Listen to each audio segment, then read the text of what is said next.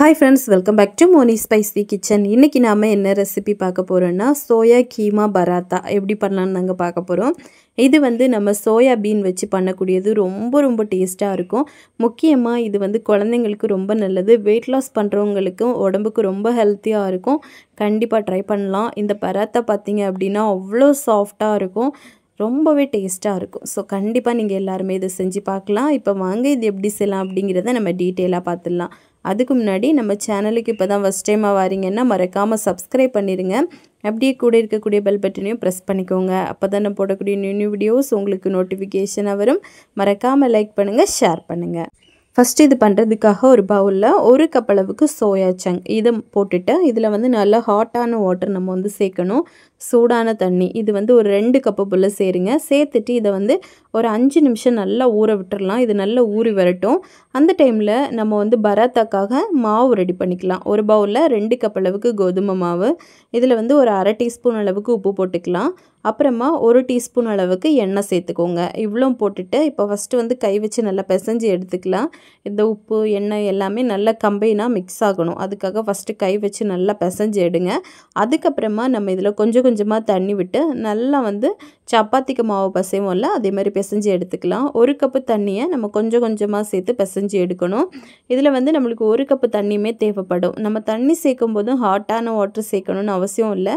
Normal water நம்ம சேர்த்தா போதும். இந்த கோதுமை மாவு பார்த்திங்கன்னா நம்ம வீட்டில் ரெடி பண்ண மாவு. இந்த மாவு பயன்படுத்தி நல்லா சாஃப்டாக எப்படி சப்பாத்தி பண்ணலான்னு கூட நான் வீடியோ போட்டிருக்கேன்.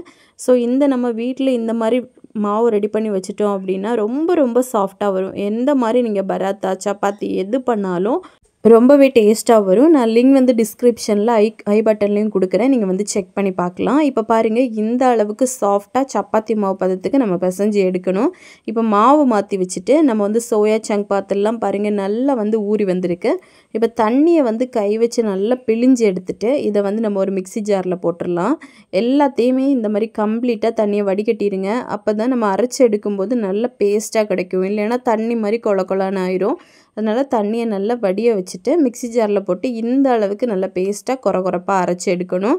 இப்போ இதை மாற்றி வச்சுட்டு ஒரு கடாய் எடுத்து அடுப்பில் வச்சுருக்கேன். இதில் வந்து ஒரு 2 டேபிள் ஸ்பூன் அளவுக்கு எண்ணெய் சேர்த்துக்கலாம். எண்ணெய் வந்து கொஞ்சம் சூடானதுமே 1/2 டேபிள் ஸ்பூன் அளவுக்கு சோம்பு, 1/2 டீஸ்பூன் அளவுக்கு கசகசா சேர்த்துருக்கேன். இது வந்து கொஞ்சம் நல்லா பொரிஞ்சு வந்ததும் ஒரே ஒரு பச்சை மிளகாய் நம்ம இதில் போட்டுக்கலாம். அப்புறமா கொஞ்சமாக கறிவேப்பிலை. இதுவும் பொரிஞ்சதுக்கப்புறமா ஒரே ஒரு பெரிய வெங்காயம் சின்னதாக கட் பண்ணி வச்சுருக்கேன். அதையும் நம்ம இது கூடவே போட்டு நல்லா வந்து வதக்கி விடணும். கொஞ்சம் நல்லா வதங்கட்டும். இது வதங்கினதுக்கப்புறமா நம்ம அரைச்ச பேஸ்ட்டு போட்டுக்கலாம். அதுக்கு முன்னாடி ஒரு இன்ச் அளவுக்கு இஞ்சியை துருவி வச்சுருக்கேன். அதையும் நம்ம போட்டுக்கலாம். அப்போ தான் நல்லா வாசனையாக அந்த சோயா சங்க் வந்து சாப்பிட ரொம்ப ஃப்ளேவராக இருக்கும். இப்போ நம்ம அரைச்ச அதையும் போட்டுட்டு நல்லா வந்து மிக்ஸ் பண்ணணும். இந்த எண்ணெயிலே பார்த்திங்க அப்படின்னா இது நல்லா வேகணும். நம்ம எந்த அளவுக்கு மிக்ஸ் பண்ணுறோமோ அந்த அளவுக்கு அந்த சோயாவில் இருக்கக்கூடிய ஒரு சின்ன ஸ்மெல் இருக்கும்ல அது வந்து கம்ப்ளீட்டாக போயிடும். அதனால நல்ல எண்ணெயிலே இந்த மாதிரி வதக்கி எடுத்துக்கோங்க. லோ மீடியம் ஃப்ளேம்லேயே வைங்க, இல்லை அப்படின்னா அடி பிடிக்க கூட வாய்ப்பு இருக்குது. இப்போ இதில் 1/2 டீஸ்பூன் அளவுக்கு மிளகாத்தூள், ஒரு 1/4 டீஸ்பூன் அளவுக்கு மஞ்சள் தூள், 1/2 டேபிள் ஸ்பூன் அளவுக்கு கரம் மசாலா, அப்புறமா ஒரு 1/2 டீஸ்பூன் அளவுக்கு சிக்கன் மசாலா. மல்லித்தூள் இருந்துச்சு அப்படின்னா கூட நீங்கள் ஒரு 1/4 டீஸ்பூன் போட்டுக்கலாம். அப்புறமா உப்பு ஒரு 1/2 டேபிள் ஸ்பூன் போட்டுட்டு இதை நல்லா வந்து நம்ம மிக்ஸ் பண்ணி எடுக்கணும்.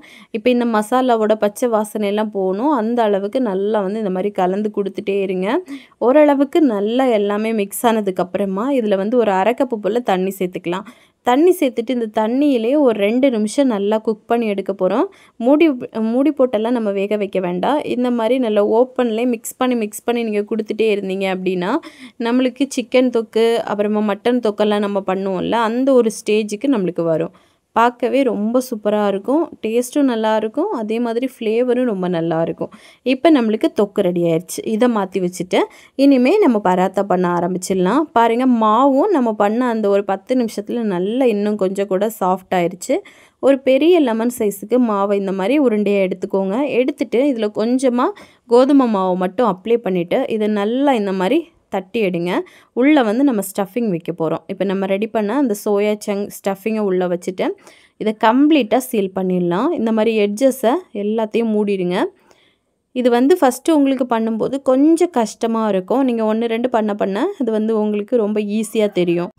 இப்போ வந்து நம்ம கம்ப்ளீட்டாக இந்த மாதிரி மூடிட்டு கொஞ்சமாக கோதுமை மாவு மட்டும் மேலே தூவி விட்டுட்டு நல்லா சப்பாத்திக்கு மாவு நம்ம தேய்ச்சி எடுப்போம் பார்த்தீங்களா, அந்த மாதிரி நல்லா வந்து தேய்ச்சி எடுங்க. ரொம்ப போட்டு தேய்ச்சிட்டிங்க அப்படின்னாலும் இதில் உள்ளே இருக்கக்கூடிய அந்த ஸ்டஃபிங் எல்லாம் வெளியே வர ஆரம்பிக்கும். ஓரளவுக்கு நல்லா தின்னாக தேய்ச்சிட்டு தோசை தவாவில் நம்ம போட்டு சுட்டு எடுத்துடலாம். நான் கொஞ்சமாக மட்டும் ஆயில் ஊற்றிட்டு சுட்டு எடுத்துருக்கேன். நீங்கள் வந்து அது ஆப்ஷனல் தான், ஸ்கிப் பண்ணிடலாம்.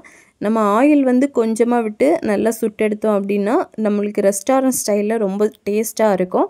இதுவே நம்ம ஹெல்த்தியாக பண்ணுறோம் அப்படிங்கிற பட்சத்தில் நீங்கள் ஆயிலை வந்து கம்மி பண்ணிடலாம். இப்போ 2 பக்கமும் நல்லா வந்து ஒரு கோல்டன் கலரில் வேகிறது வரைக்கும் திருப்பி திருப்பி போட்டு கம்ப்ளீட்டாக நல்லா குக் பண்ணி எடுங்க. அப்போ தான் உள்ளேயும் நல்லா வந்து வரும், அதே சமயம் வெளியும் மொறுமொறுப்பாக இருக்கும்.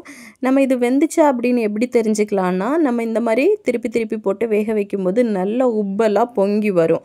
அந்த சப்பாத்தியை பார்த்திங்கன்னா நல்லா பொங்கி வரும். அந்த ஸ்டேஜில் நீங்கள் வெளியே எடுத்துடலாம். இப்போ நம்ம எல்லாத்தையுமே சுட்டு எடுத்துட்டோம் பாருங்கள். ஒன்றை மட்டும் உங்களுக்கு இந்த மாதிரி 2ஆக பிச்சு காட்டுறேன். எவ்வளோத்துக்கு சாஃப்டாக இருக்குதுன்னு பாருங்கள். உள்ளேயும் நல்ல ஸ்டஃபிங்கோட நல்ல டேஸ்ட்டாக இருக்கும். இதுக்காக நம்ம சைடிஸ் எல்லாம் வச்சு சாப்பிடணும் அப்படிங்கிற அவசியமே இல்லை. ரொம்ப ரொம்ப டேஸ்ட்டாக இருக்கும். குழந்தைங்களுக்கு ஈவினிங் ஸ்நாக்காகவும் கொடுக்கலாம், நீங்கள் ஸ்கூலுக்கெல்லாம் லஞ்ச் பாக்ஸு கூட கொடுத்து விடலாம். ஸோ கண்டிப்பாக நீங்களும் இதே மாதிரி உங்கள் வீட்டில் ட்ரை பண்ணி பாருங்கள்.